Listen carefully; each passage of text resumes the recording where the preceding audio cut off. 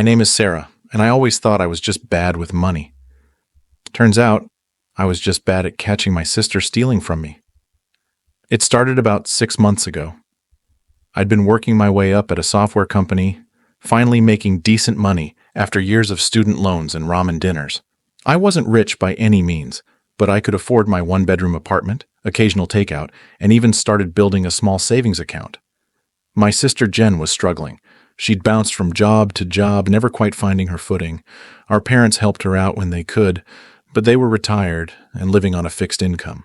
I'd help Jen, too, covering her rent when she was short, buying groceries when her fridge was empty, even helping with her car payment once or twice. That's what family does, right? I should have seen the red flags sooner, like when she suddenly started showing up with new clothes or talking about the fancy restaurants she'd tried. But I was busy with work, and honestly, I was happy to see her doing well for a change. I assumed she'd finally found some stability. Then I noticed my credit card bill climbing. At first, it was just $100 more than usual. I chalked it up to inflation. Everything was getting more expensive these days. The next month, it was $200 more. I started cutting back on my spending. No more takeout, no more new books. I even canceled my streaming services. But the bill kept rising. I don't understand, I told my friend Kim over lunch one day. I'm barely spending anything, but my credit card bill is almost double what it should be. Kim frowned. Could someone have your card information? Maybe you should check your statement more carefully. I hadn't even considered that possibility. When I got home that night, I sat down with my laptop and pulled up my credit card account. I scrolled through the transactions, checking each one carefully. Starbucks on Fifth Avenue? Not me. I make coffee at home. Sephora, $128 for makeup? Definitely not me. Uber rides to parts of town I never visited. DoorDash orders at 2 a.m. when I was sound asleep. My stomach dropped. Someone was using my card and they'd been doing it for months. I clicked through to see if I could get more details on the purchases. That's when I saw it. A receipt for a food delivery with the address. My sister's address. Felt like I'd been punched in the gut. Jen had been using my card for months without saying a word. I pulled out my phone and called her immediately. Hey, what's up? She sounded casual, happy even.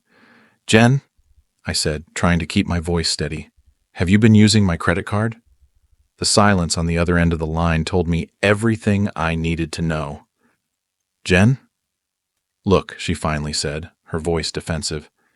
It's not a big deal. You make way more than I do, and I was going to pay you back eventually. I stared at my computer screen at the thousands of dollars in charges she'd racked up. How did you even get my card information? She sighed like I was the one being unreasonable. Remember when I helped you order that furniture for your new place? Your card was saved on your laptop. I remembered. 6 months ago, when Jen had stayed with me for a weekend and helped me furnish my apartment. She'd been using my card ever since. This is theft, Jen. You stole from me. Oh, come on, she scoffed. Don't be so dramatic. We're sisters. It's not like I'm some stranger. That makes it worse. I trusted you. Look, if it's such a big deal, I'll stop using it, but you don't need to freak out. It's just money. Just money. Just thousands of dollars that I'd worked hard for, that I'd been stressing about, cutting back my own expenses to cover her shopping sprees and Uber rides. I want you to pay me back, I said firmly. She laughed. Yeah, right. With what money? You know I'm broke. Then why are you shopping at Sephora and ordering $50 worth of sushi at 2 a.m.? Because I deserve nice things too, she snapped. You get to have a fancy job and a nice apartment. Why shouldn't I enjoy life a little? I couldn't believe what I was hearing. By stealing from me, that's how you think you deserve to enjoy life? Whatever, she said dismissively. I said I'll stop using it. Can we drop this now? I'm meeting friends for drinks. The call ended and I sat there in shock.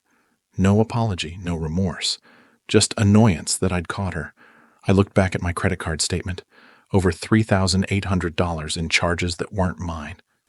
Charges I'd been stressing about, cutting back my own expenses to cover, all while Jen was living it up on my dime. I made a decision right then. I called my credit card company. I need to report fraudulent charges on my account, I told the representative. I'm sorry to hear that. Can you identify which charges appear to be fraudulent? All charges made at these locations, I said, listing off the places Jen had used my card. And I need a new card issued. Immediately. The representative was helpful and sympathetic. They would investigate the charges, issue me a new card with a new number, and in the meantime, they would freeze the current card.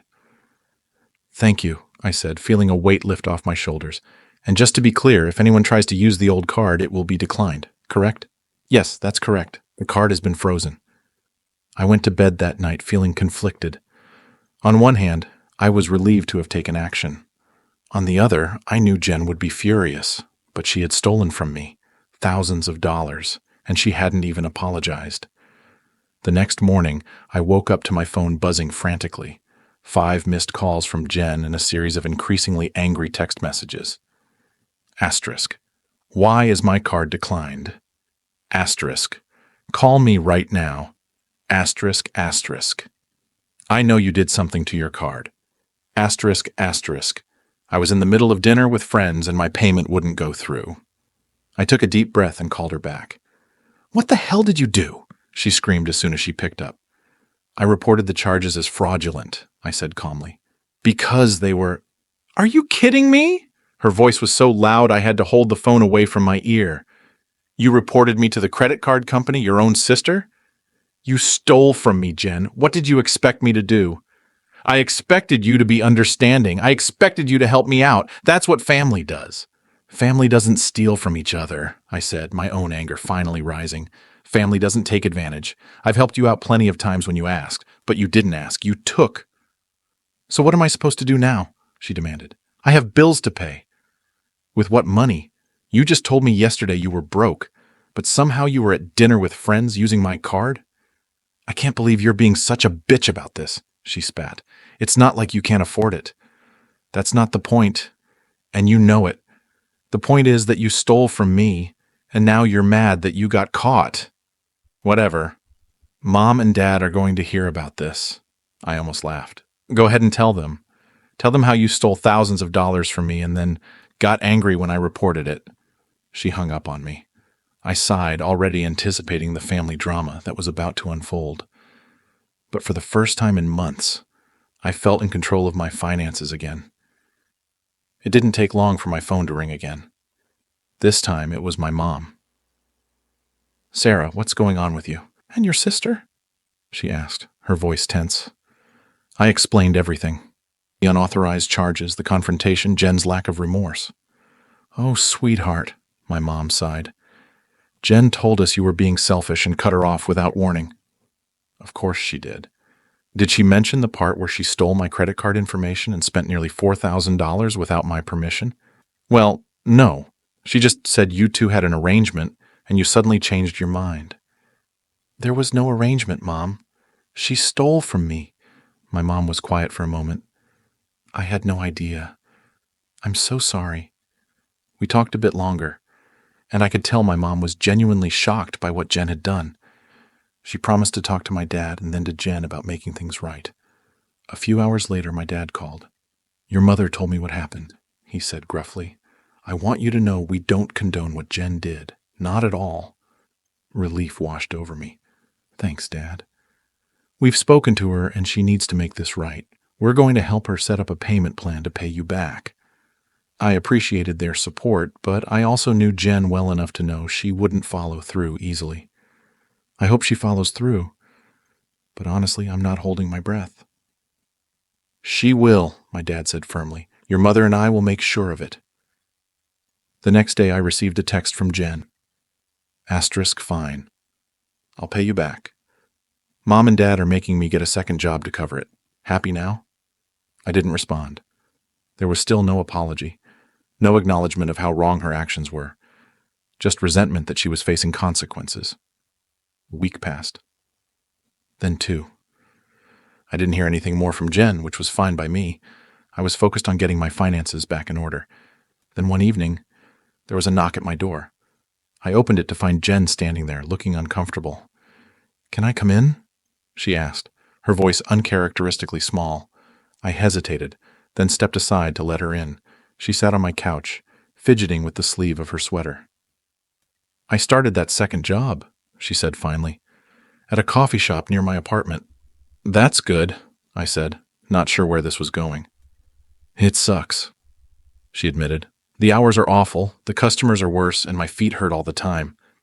I didn't say anything. I wasn't going to sympathize with her for having to work to pay back what she stole. But, she continued, it's making me realize something. Money is hard to earn. She looked up at me.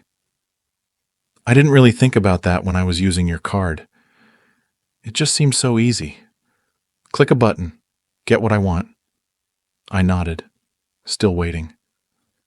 I didn't think about how hard you worked for that money, how many hours you put in at your job, dealing with your own stress and problems. She took a deep breath. I'm sorry, Sarah, I really am. What I did was wrong, and I see that now. I studied her face, looking for signs of manipulation or insincerity, but all I saw was genuine remorse. I brought this, she said, pulling an envelope from her purse. It's my first payment. It's not much, just a few $100s, but I promise I'll keep paying until it's all back. I took the envelope, surprised. Thank you. I know it doesn't fix everything, she said, standing up to leave. And I know you probably don't trust me anymore. I wouldn't either. But I'm going to make this right.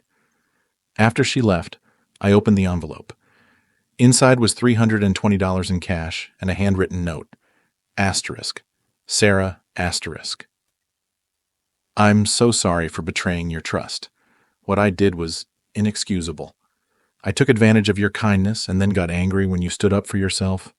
You deserve better from me. Asterisk. I promise to pay back every penny, however long it takes. But more importantly, I promise to earn back your trust if you'll let me try. Asterisk with love and genuine remorse. Asterisk. Jen, asterisk. I sat down on my couch, the note in my hand. The money was a start, but the apology meant more. It showed that maybe, just maybe, something good could come from this mess. Over the next few months, Jen kept her word. Every 2 weeks, she'd drop off a payment, sometimes in person, sometimes in my mailbox. We were slowly rebuilding our relationship, one honest conversation at a time. One day, about 4 months after the card incident, we met for coffee.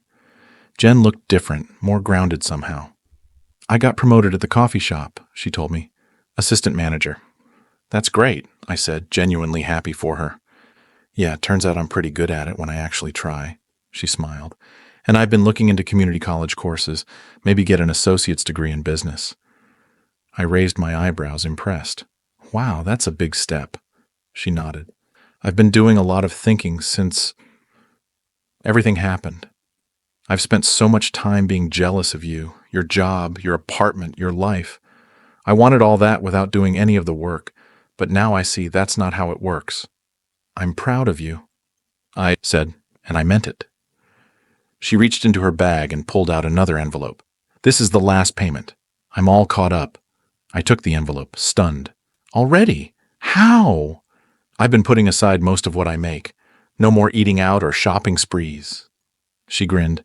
Turns out I can live pretty cheaply when I'm not funding a lifestyle I can't afford.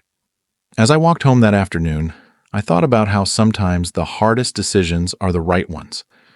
Reporting Jen's fraud could have permanently damaged our relationship. Instead, it forced her to face reality in a way nothing else had. Our relationship isn't perfect. There's still trust to rebuild, boundaries to maintain.